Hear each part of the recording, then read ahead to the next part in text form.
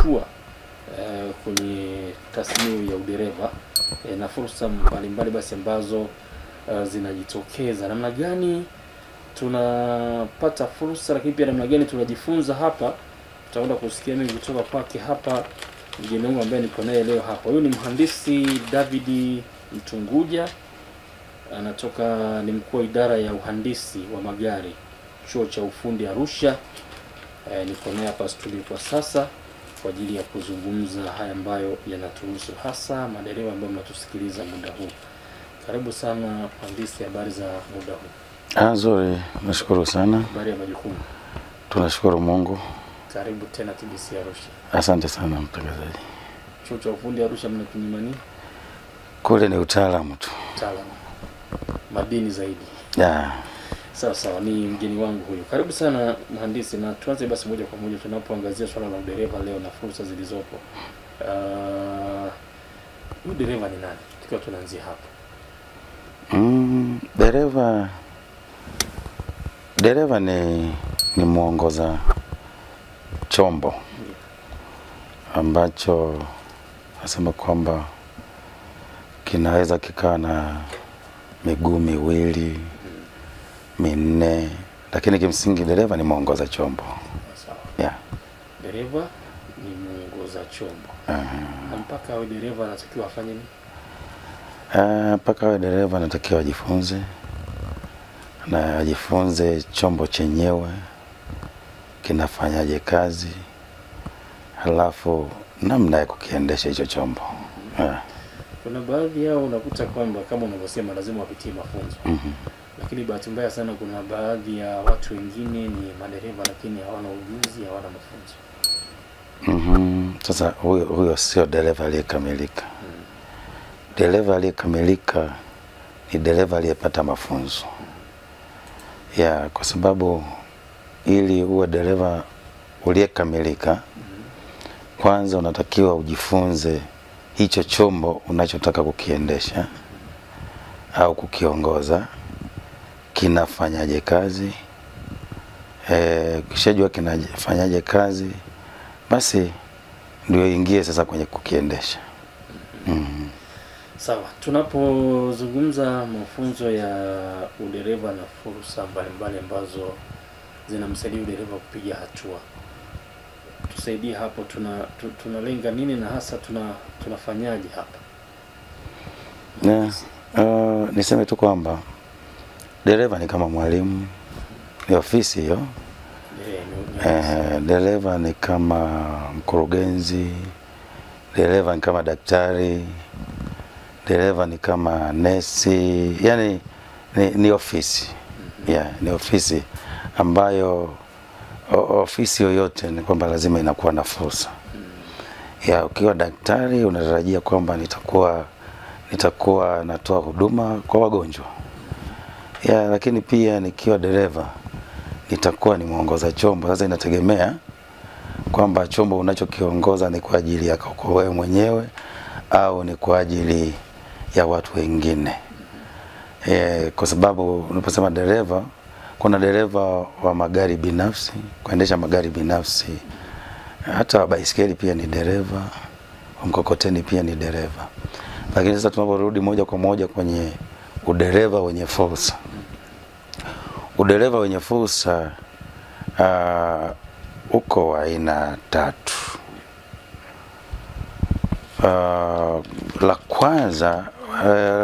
Wa kwanza wenye fursa ni udereva wa kuendesha magari ya abiria. Huo una fursa. Udereva mwingine ni udereva wenye fursa ni udereva wa kuendesha magari ya mizigo. Huo una fursa. Udereva mwingine udereva wa kuendesha viongozi. Huo na wenyewe pia una fursa. Hapo nimezungumzia nchi kavu. Majini sitagusia zaidi kwa sababu sisi chuo cha ufundi Arusha tumebobea zaidi kwenye nchi kavu. Sawa. Nimekuuliza hivi tukiwa tunalenga hivi karibuni kuna fursa ya madereva ambao wanahitajika kuvuka mipaka na kwenda kufanya kazi nje ya mipaka yetu ya Tanzania. lakini waziri wa elimu akalisemea hili vizuri sana. Akataka wale ambao basi wataka wa madereva wakatumia hii fursa kwenda kufanya kazi nje ya mipaka ya Tanzania, wana wajibu mkubwa wa kufanya kwanza utafiti, kujua hasa mahitaji ya eneo wanalokwenda kufanya nini, wanakwenda kufanya hiyo kazi, na tofauti na mahitaji ya magari ambayo wameyazoea hapa nchini Tanzania. Ndio maana nimetamani tulizungumze hilo, kwa sababu alilisema na akasema ni vizuri kabla ya kufika kwenda kufanya kazi basi utafiti ufanyike, ili mtu asiwe anakwenda kule alafu inakuwa tena kwamba kazi inamshinda na vitu kama hivyo. Sasa natamani kwenye eneo hilo, nadhani kwamba tufanye nini zaidi ili zinapokuja kutokea fursa sasa kwa madereva iwe na manufaa na iwe ni kupiga hatua zaidi, baada ya kwenda kule sasa pengine kazi inakuwa ngumu, labda mtu anaonekana hana ujuzi na vitu kama hivyo. Okay, sasa hapo sasa ndio unarudi kwenye umuhimu wa dereva kwenda shule. Kwa sababu kama nilivyosema kwamba kujua chombo kinavyofanya kazi baadaye ni rahisi kukiendesha. Sasa nirudi moja kwa moja kwenye chuo cha ufundi Arusha. Chuo cha ufundi Arusha kinatoa mafunzo kwa madereva kwa namna ya tofauti na maeneo mengine. Kwa sababu gani? Chuo cha ufundi Arusha kama kinavyoitwa chuo ufundi Arusha, dereva anapokuja pale kwanza anafundishwa ufundi. Ule ufundi ni kulijua gari kwa ujumla. Sasa anaposema kulijua gari kwa ujumla, hiyo imejumuisha magari yote. Sasa unapokuwa umelijua gari kwa ujumla, kuja kuliendesha ni rahisi. Yes, kuja kuliendesha ni rahisi. Kwa sababu kulijua gari kwa ujumla maana yake utaijua mifumo ya gari, utajua gari ile hiyo mifumo inafanyaje kazi. Sasa ukishajua mifumo inavyofanya kazi, hata kama ukipewa gari lolote sasa, kwa sababu pale tunakufundisha gari in general, ulijue linafanyaje kazi, mifumo yake, mfumo huu unafanyaje kazi, mfumo huu unafanya kazi. Sasa ukishajua hivyo, afu baadaye ukaletewa gari, utarejea tu kwenye kulielewa, kwenye ule ufahamu kwamba gari linafanyaje kazi. Sasa ile kuliendesha itakuwa ni rahisi. Sasa tunapozungumzia masuala ya fursa, inatulazimu sasa, kuna fursa kubwa tu ndani na nje ya nchi kwa madereva, lakini aliyesoma. Na huyu aliyesoma au amesoma chuo cha ufundi Arusha. Kwa sababu chuo cha ufundi Arusha ndio nasema kwamba ni chuo pekee ambacho serikali imewekeza miundombinu ya kujifunzia. Miundombinu ya kujifunzia, kwa sababu ukishafika chuo cha ufundi Arusha, gari unaliona mpaka ndani, huko ndani lilivyo. Ni tofauti ukalikuta mahali fulani, wewe ukakaa tu kwenye siti, alafu ukaanza kushika usukani na kubadilisha gia. Sasa kule unaona hata ile gia inapobadilisha inaenda kushtua kitu gani. Yaani ndio maana ya kujifunza gari. Kwa hiyo analiona kwa undani. Kwa hiyo dereva analiona lile gari kwa undani, ambapo sasa ukimpa kuliendesha sio kukaa tu pale kwenye usukani. Anajua kwamba nikishika hapa ni kitu gani kimeenda kuguswa kule. Kishika hapa ni kitu gani kimeenda kuguswa kule. Kwa hiyo inatupa sasa, au madereva inawapa umuhimu wa kwenda darasani kweli. Yaani badala ya kupita zile njia mbadala, tuseme shortcut. Yaani umuhimu wa kwenda darasani unakuwa uko pale pale. Kama unataka uwe dereva wa kutaka kutumika sio ndani tu ya nchi ya Tanzania, hata nje ya mipaka. Sasa ukitaka uwe stahilio, darasani ni muhimu. Na darasa lenyewe ni chuo cha ufundi Arusha. Kwa sababu pale sasa unafundishwa na maengineer wa magari ambao wanalijua gari, nasema kuanzia kwenye utumbo mpaka nje. Kwa hiyo na udereva unaofundishwa pale ni udereva bobevu. Udereva bobevu. Sasa umetaja hapo kwamba ili dereva awe mkamilifu, kama nikuelewa vizuri, na anufaike na fursa ambazo ziko ndani ya nchi lakini pia nje mipaka ya Tanzania. Natamani pia kujua hapo, tusaidie. Wamesema kwamba mna miundombinu mizuri ya kujifunzia. Na mimi dereva anakuwa dereva kweli kweli, sio kubabaisha. Anakuwa ni dereva kweli kweli. Hebu tuambie hiyo miundombinu ni ipi na inafanyaje kazi? Okay, miundombinu ambayo nazungumza ni kwamba sehemu za gari za kwenye umeme, sehemu za gari kuna umeme wa kawaida na kuna umeme unaitwa electronic, umeme mwepesi. Lakini pia kuna ile mitambo yenyewe. Sasa chuo cha ufundi Arusha, umeme mwepesi wa kwenye gari upo, na ule umeme wa kawaida wa kwenye gari upo, na ile mitambo ipo.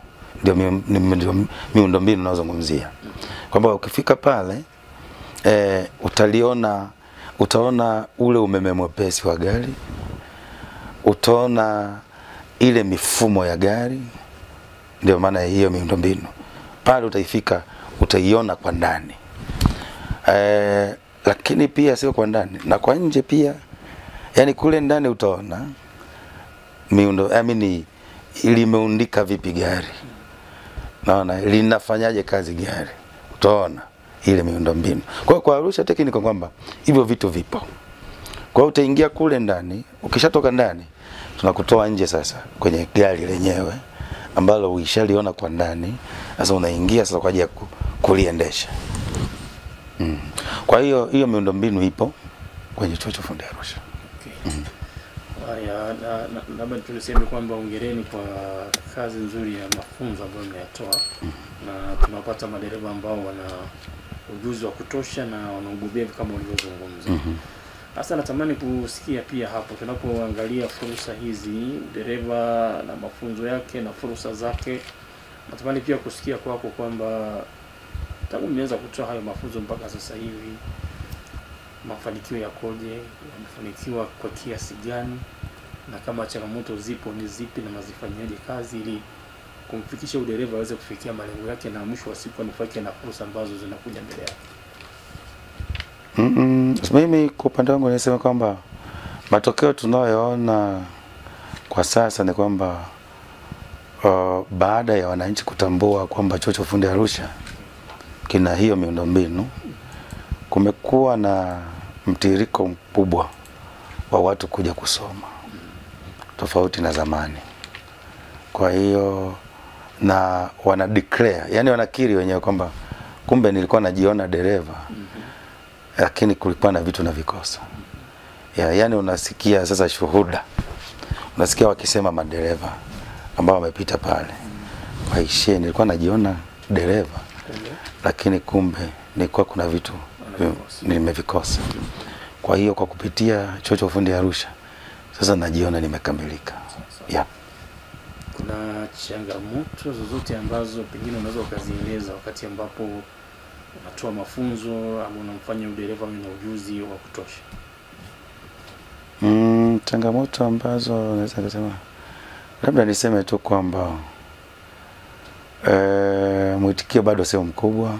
Bado kuna mwitikio mkubwa. Bado sio mkubwa tukuja, lakini pia unakuta ninakwambia kazi yangu imenibana sana. Lakini sasa tunajaribu kuwaambia kwamba sasa hili kazi yako iwe nzuri, simamisha kwa muda ile kazi, njoo upate mafunzo ili ukitoka sasa kwenda kwenye ile kazi yako utafanya kwa ufanisi vizuri na hata mwajiri wako atakukubali.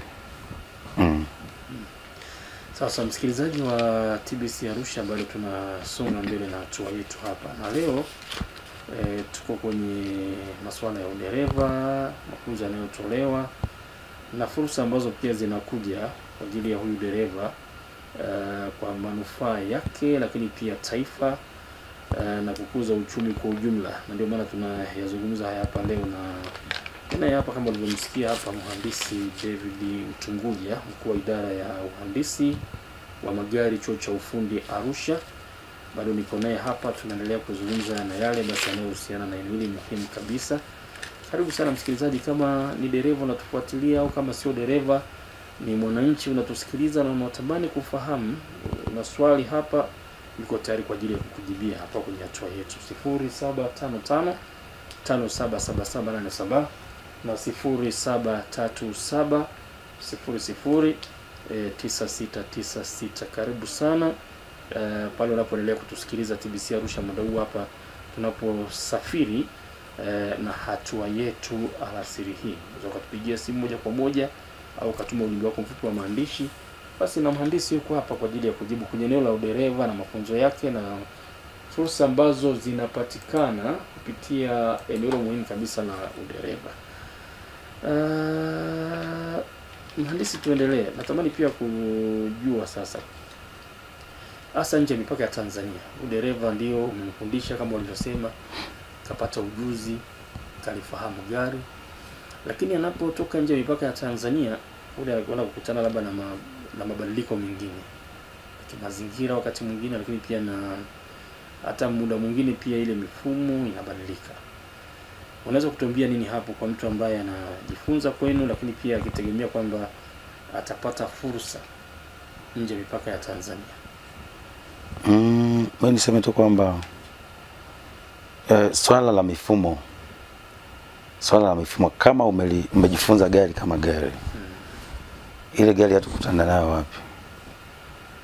Hata kukutana na gari ya aina gani? Kwa sababu yani principle za mifumo ni zile zile. Na aina za magari yani kinachobadilika ni maumbo yetu ya nyuma, ya nje. Lakini principles of operation zile ni zile zile tokea kipindi cha Hitler. Ni zile zile.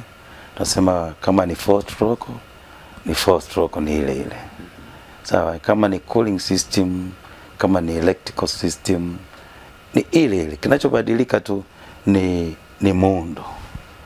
Kwamba hapa badala ya kutumia gear lever basi mtumie button. Lakini kinachoenda kuendeshwa ni transmission system. Ni mfumo wa uendeshaji au mfumo wa kusafirisha nguvu kutoka kwenye kinachotoa nguvu, kinachozalisha nguvu ambayo ni engine kwenda mpaka kwenye magurudumu. Kwa hiyo kinachobadilika kwamba hapa badala ya kutumia gear lever nitumie button. Teknolojia. Yeah. Hapo umesema vizuri swala la teknolojia. Pale chuo cha ufundi nalo pia mnalitazama vipi, kwa sababu kila siku kuna mabadiliko, tuna utandawazi sasa hivi. Ile nalo pia mnaliangalia kwa kiasi gani kwa yule dereva ambaye anakuja kujifunza pale ili akutane na hizo fursa ambazo tunazizungumza hapa? Okay, chuo cha ufundi Arusha kama nilivyokuambia kwamba ni chuo cha serikali ambacho serikali imewekeza miundombinu ya magari ambayo hata bado hayajaingia Tanzania bado. Kwa hiyo kuna miundombinu ambayo ipo na magari bado hayajaingia. Yes, kwa sababu syllabus zinaangalia soko kimataifa. Syllabus haziangalii Arusha, haziangalii Tanzania. Syllabus inaangalia kimataifa. Kimataifa mpaka sasa hivi gari limefika, yani gari liko na teknolojia gani? Okay, naona. Sasa ile teknolojia iliyokuwa ambayo ipo kwenye gari ndio inaingizwa kwenye syllabus. Kwenye mitaala. Kwa hiyo unakuta mnajifunza kitu ambacho hata kuingia bado. Kwa hiyo ndio maana nikasema kwamba serikali imewekeza kwenye chuo cha ufundi Arusha kwenye miundombinu hususani ya teknolojia ambayo ipo na hata ile inayokuja. Kwa mfano ukifika pale chuoni sasa hivi utakuta kuna maabara inaitwa Automotive Electronic Lab. Hiyo ni kwa ajili ya electronic ya kwenye magari.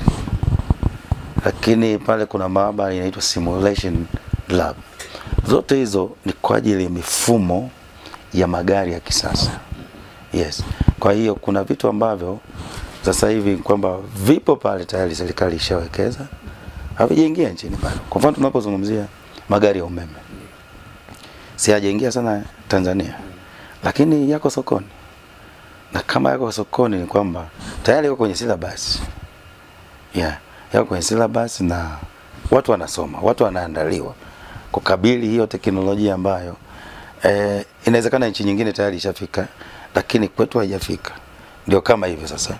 Warabuni huko tayari iko kwenye operation, lakini huku kwetu tunajifunza.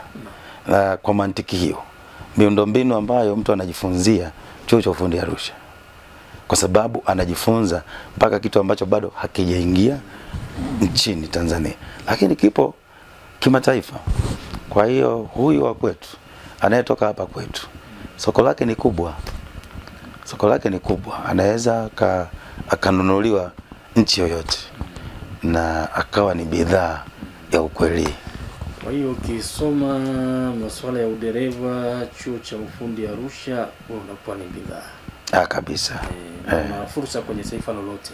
Kabisa. Ndani ya Tanzania, nje ya mipaka ya Tanzania, taifa jirani na kadhalika. Kikubwa tu ujipange kujifunza. Yaani mali pengine unaweza ukapita pale ukasema nipate tu cheti. Unaona? Lakini unatakiwa uje pale udadisi.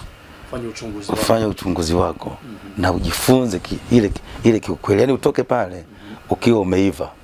Kwa sababu uwezekano wa kufanya hivyo upo. Kwa sababu si miundombinu inaruhusu. Ni wewe tu kwamba sasa jamani, mimi nimesikia 1 2 3. Sasa nataka nijifunze hiki kitu. Sasa cha kushukuru Mungu ni kwamba wataalamu wapo pale. Wabobevu.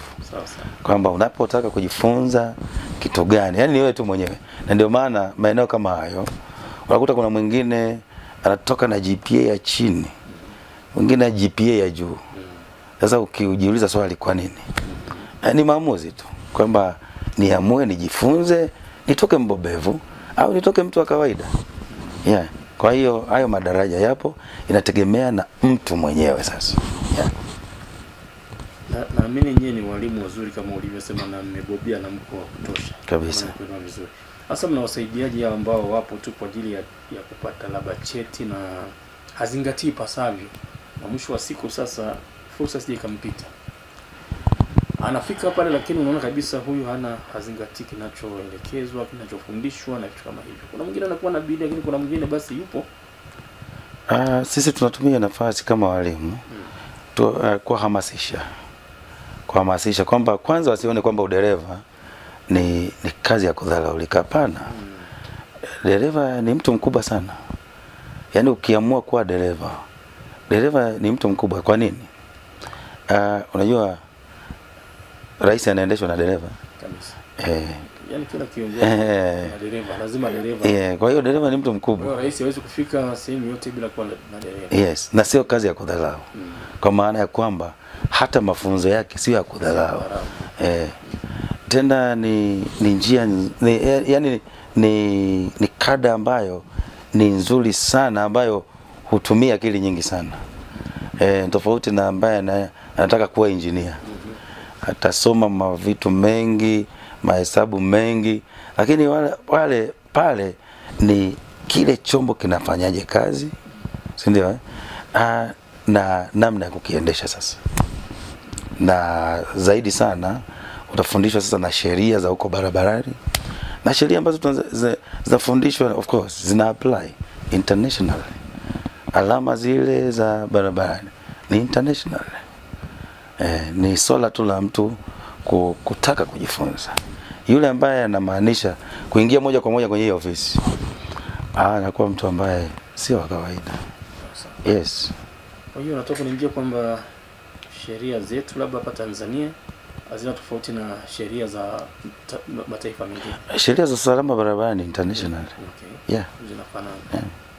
Sawa. Kitakacho tu tofautisha labda unaweza kukuta hawa ni right hand, hawa ni left hand. Lakini sheria za usalama barabarani zile. Alama ni international. Asante sana msikilizaji wa TBC Arusha, ni hatua yetu hii, tunazidi kusonga mbele, na leo hapa kwenye hatua yetu tunaangazia zaidi masuala ya udereva, fursa zinazopatikana ili kupiga hatua, lakini pia na umuhimu wa kupata mafunzo haya ili uweze kufikia kwenye hatua mbalimbali na kupata fursa mbalimbali ndani lakini pia nje ya mipaka ya Tanzania. Karibu sana, bado tunasonga mbele, na kama una swali kwa mhandisi hapa, basi ni wakati pia unaweza kushirikiana nami kwa 0755 577787 na 0737 009696. basi tunaye mhandisi hapa kutoka pale chuo cha ufundi Arusha, na moja kwa moja anaweza kujibu maswali yako basi ambayo pengine uko nayo hapo kuhusiana na swali la udereva. Sasa utuambie pia mhandisi, hasa kwa wanaotusikiliza muda huu, unaweza ukatofautisha vipi, kwa sababu sasa hivi kumekuwa na shule nyingi za udereva. Utakubaliana na mimi kwamba imekuwa kama ni fursa pia kwa watu binafsi, wamefungua nyingi sana, watu wanakwenda wanajifunza siku kadhaa, na wewe mtu anakuwa ni sio kwamba ninasema hivyo kuona kwamba wale hawafanyi kazi nzuri. Natamani pia utuambie sasa ni kwa namna gani hata wale ambao wana maeneo hayo wanaweza kushirikiana na nyinyi ili kuanua ipasavyo hao madereva ambao wanajifunza kule, na mwisho wa siku wapige hatua na hizi fursa sije zikawapita. Niseme tu kwamba vyuo vingi vya udereva hapa Arusha wengi wanakuja, wengi wanaleta walimu wao wafundishwe, wale walimu wa udereva, na kufuatilia sana walimu wengi wa udereva wa vyuo vingi hapa Arusha, wengi ni product za chuo cha ufundi Arusha. Kwa hiyo wapo wanaokuja kutaka kujifunza zaidi kutoka chuo cha ufundi Arusha, lakini pia hata wenye maswali, kwa sababu kile ni chuo cha serikali, kwa lugha nyingine ni chuo cha wananchi.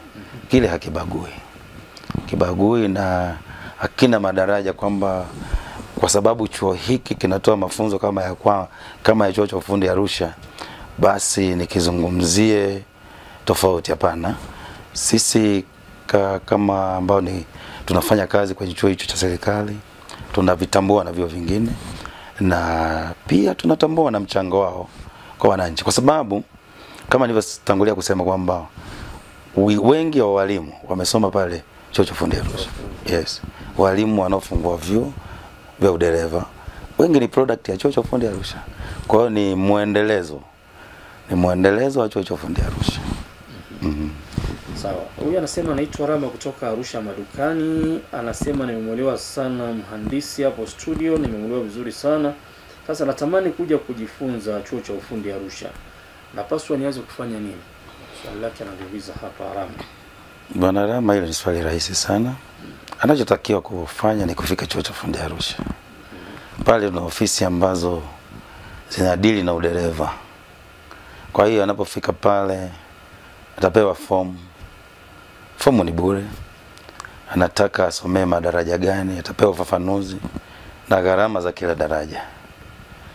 Baada ya yeye kuchukua maamuzi kwamba nataka nisomee daraja fulani, kwa sababu nina sifa ya kulisomea, atapewa control number ya kulipia ada sasa na kupangiwa ni lini anze mafunzo. Kwa hiyo wakati wote chuo kiko wazi, mida ile ya kazi, huduma zinatolewa hata kwa mtu mwenye maswali tu, sio kwamba lazima atoke tu aende moja kwa moja akasome. Tunatoa pia huduma za ushauri. Yes. Kuna huduma za ushauri pia. Sawa, tunasonga mbele na kwenye mafunzo ya udereva pale chuo cha ufundi. Na sasa tuambie yani anachukua muda gani? Mtu anaweza kusoma kwa miaka miwili, kwa miaka mitatu, ama inakuwaje? Mafunzo pale inategemea na madaraja. Kwa mfano kuna daraja la awali naitwa basic driving. Ndio. Na ile daraja ni la mwezi mmoja tu. Mwezi mmoja.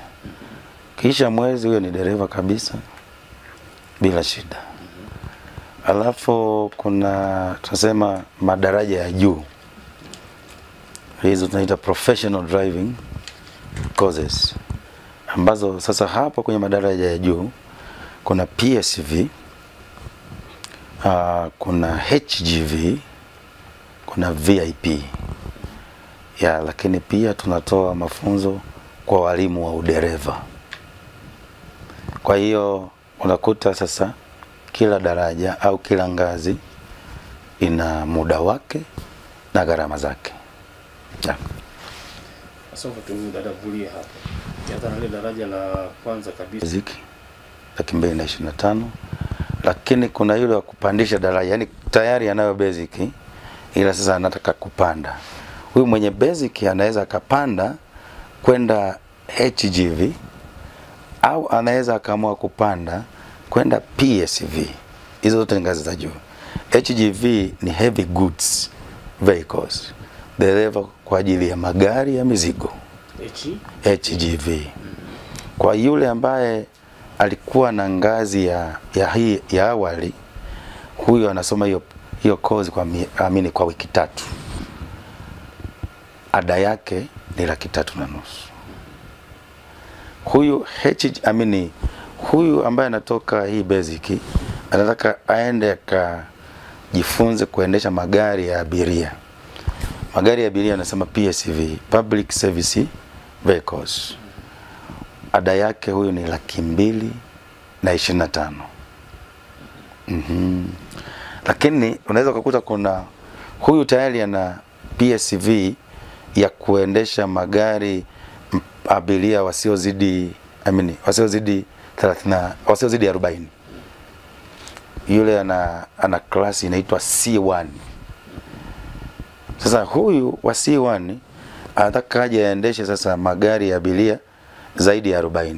Hapo ni ile basi kubwa sana. Basi kubwa huyo. Hiyo inaitwa C plane. Huyo naye ada yake ni 300,000 na anasoma kwa wiki 2. Kwa sababu tayari ni dereva ila anapandisha madaraja kutoka kuendesha abiria 30 kwenda mpaka abiria 40 kwenda juu. Hiyo tunaitwa C plane. Ada yake ni 300,000 na mafunzo haya wanasoma kwa muda wa wiki 2. Sawa, kuna huyu wa walimu wa udereva. Walimu wa udereva lazima awe na sifa ya awe na HGV au PSV. Kati hizi mbili. Akiwa na HGV au PSV, huyo anaweza kasomea walimu wa udereva. Na walimu wa udereva ni wiki 10. Ada yake ni 500,000. VIP. Sawa, VIP. Ni huyu hawa ni madereva viongozi. Huyu lazima awe na either PSV au HGV. Yaani awe ana leseni ya klasi C, C1 au C plane au klasi E. Sawa? Huyu anaweza akajifunza udereva wa viongozi VIP. Hiyo ni wiki 4. Ada yake 400,000. Sawa. Tumepata ufafanuzi mzuri msikilizaji kuhusiana na somo hili hapa, mafunzo ya udereva na kwa ngazi ambazo amezainisha hapo mhandisi. Kwa uzuri kabisa, kama unahitaji kwenda kujifunza zaidi chuo cha ufundi, basi mazingira yako hivyo na gharama ziko hivyo. Kubwa zaidi ni kwenda kupata ujuzi, na fursa zinapokuja basi usije ukabaki nyuma, inakuwa ndio unafunguliwa milango zaidi, lakini pia unapiga hatua zaidi. Asante sana mhandisi, umezungumza vizuri na umetoa ufafanuzi, lakini natamani pia kusikia hapa, pengine sasa unaweza kusema nini kwa baadhi ya madereva ambao wanakuwa ni wabobevu kweli kweli, wanajifunza kama walivyosema, lakini mwisho wa siku wanakuja kushangaa ndio wa kwanza pia kuwa wazembe barabarani. Kujifunza na hizo sifa ambazo umeziainisha, lakini ni wa kwanza kuwa wazembe. Baadhi yao pia wanasababisha ajali, watu wanapoteza maisha, watu wanabaki na ulemavu wa kudumu, na amekwenda shule, amejifunza, anajua taratibu na ana ujuzi, ni mbobevu kama ulivyozungumza. Hii inakuwaje? Na fursa zinapokuja kama hizi pia unaweza kusema nini? Hiyo inatokana sasa, kuna zile ajali ambazo unasema kwamba haziwezi kuzuilika. Sawa? Ambazo zinasababisha mahali pengine ya mazingira au chombo chenyewe, hali ya hewa, lakini kuna zile ambazo wanasababisha udereva. Na ukiangalia sana, asilimia takribani 80 ya ajali nyingi ambazo zinatokea zinasababishwa na uzembe wa dereva. Kwa hiyo hapa tunachozungumzia ni uzembe wa huyo mtu. uzembe wa dereva. Kwa vingine ni uzembe tu wa dereva, kwa sababu kwa mfano umeingia darasani na ukaambiwa kwamba usiendeshe gari ukiwa umelewa, au usio unasikiliza simu wakati unaendesha gari. Ndio tabia wengi sasa. Sasa hicho kitu tayari mtu kishafundishwa, alafu anakifanya. Labda tusaidiane mtangazaji. Wewe sasa hapo, wewe kama wewe, huyo mtu unasemaje? Aishafundishwa hiki asifanye, alafu anakwenda anafanya. Alafu anafanya. Ni tabia yake mbaya. Sasa nikajibu kwa kifupi. Tabia mbaya tu ya mtu, kwa sababu umeshafundishwa, tena umeelekezwa na watu ambao ni wabobezi, wana elimu yao ya kutosha, hata nao ukifika kule kwenye eneo husika unafanya hivyo. Na hilo ulilisema la simu, mhandisi, ndio changamoto kubwa sasa hivi. Hata madereva hawa kabisa, mtu anaendesha basi la watu 60 kama ulivyozungumza. Lakini kwa bahati mbaya sana unakuta kwamba ushikani kwa na simu, sasa anashindwa kuelewa kama tunaendaje. Sasa hili nafikiri ndio tunakuja sasa kwenye, kuna watu wanaitwa wahudumu wa kwenye mabasi. Wale sasa ndio maana sasa hivi serikali imetoa maelekezo kwamba wafanyakazi wale wa kwenye mabasi lazima na wenyewe waende shule. Wale wahudumu sasa. Yes. Hapo mbali na dereva. Mbali na dereva. Unajua kwa nini sasa? Hawa sasa ndio watasaidia itakapotokea kwenye gari ambalo anatoa huduma, akutana na dereva, huyu tunasema ni dereva mpumbavu.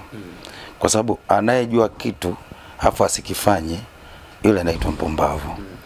Yule ambaye hakijui kitu, yule anaitwa mjinga.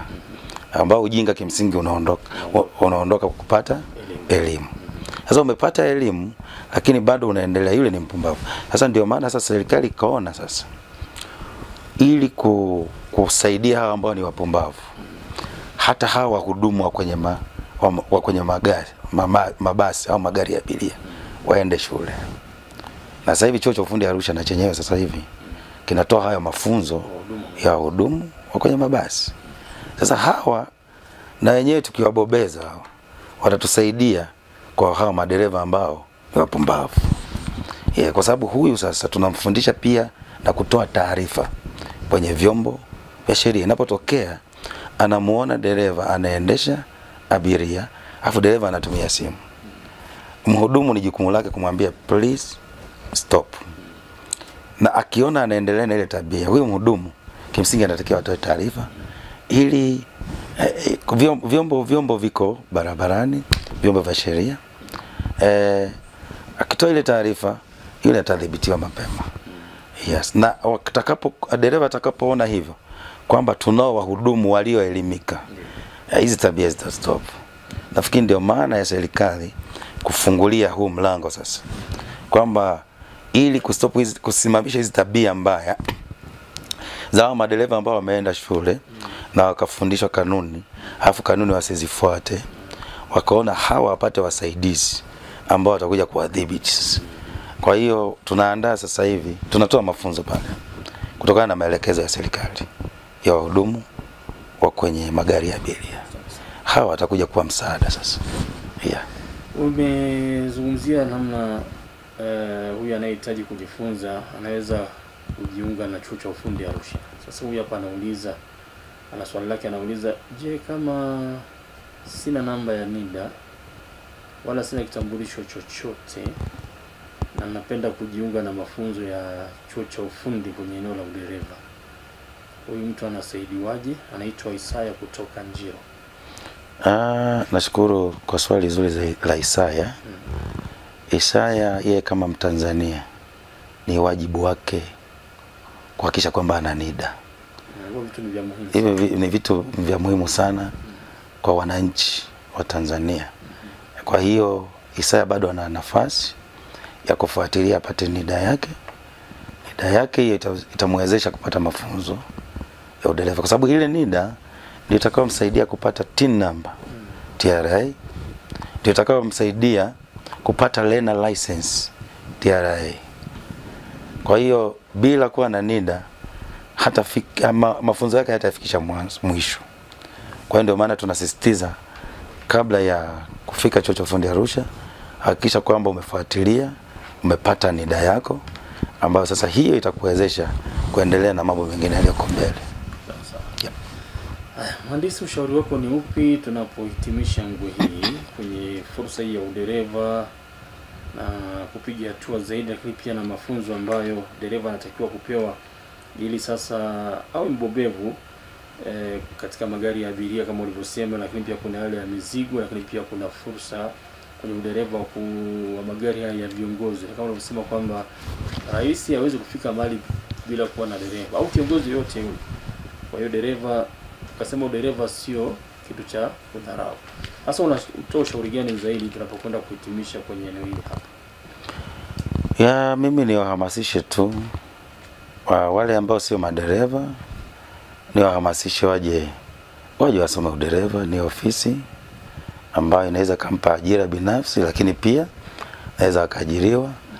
Na wale ambao tayari ni madereva wanaendesha vile vyombo lakini hawajapata elimu ya udereva ila ana ujuzi wa udereva, basi aje apate elimu.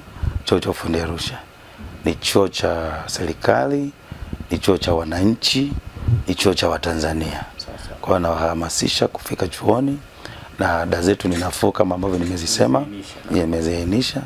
Niwakaribishe sana, watumie hiyo fursa ya kuja kujifunza udereva wa kubobea. Sasa naomba kumuuliza mhandisi kwa haraka utanisaidia maana muda umeishia, niba dakika chache hapa za kipindi kingine. Anasema samani na ana leseni iko na daraja A na D. Sio, namuelewa swali lake. Nimemuelewa. Anataka C plane. Anatakiwa au amefikisha umri wa miaka mingapi? Okay, kwa hiyo mwenye A na D hawezi akapata C plane. Yaani sasa na ukisema utoke form 4 uende chuo kikuu moja kwa moja, haiwezekani. Lazima ukitoka form 4 either uende chuo kupata diploma kwanza, au uende 5 na 6 ndio uende chuo kikuu. Kwa hiyo huyo anatakiwa akitoka hapo aende C1 kwanza. Yeah. Aende? Yaani aje asome C1, sio C plane. C1. Huyo ana sifa ya kusoma C1. Sawa. C1 2 na 3. Sawa. Rafiki yangu ukiwa mianzini hapo, bila shaka sawa, umepata majibu ya mhandisi hapa. Mimi nikushukuru sana mhandisi. Ingawa kwa muda mfupi tumeweza kuzungumza haya, muda umekuwa ni mfupi, na naamini pia bado watu wana maswali mengi. Tukipata wasaa mwingine pia itakuwa ni fursa kuja na kuendelea kutuelimisha zaidi, hasa kwenye fursa hizi za udereva, mafunzo haya, lakini pia na fursa ambazo zipo ili kumsaidia mtu kupiga hatua moja ama hatua nyingine. Niseme asante kwa kufika. Nashukuru sana kwa nafasi. Asante sana, karibu tena wakati mwingine. Asante sana. Pamoja na wale ambao wamepatana nao hapa studio, asante sana. Asante. Mimi sina zaidi. Sunset inafuata muda sio mrefu kuanzia sasa. Kwa niaba ya Rehema Lebayo, mimi naitwa Deogratius Limo, nikutakia wakati mwema. Endelea kutusikiliza na kuendelea kwa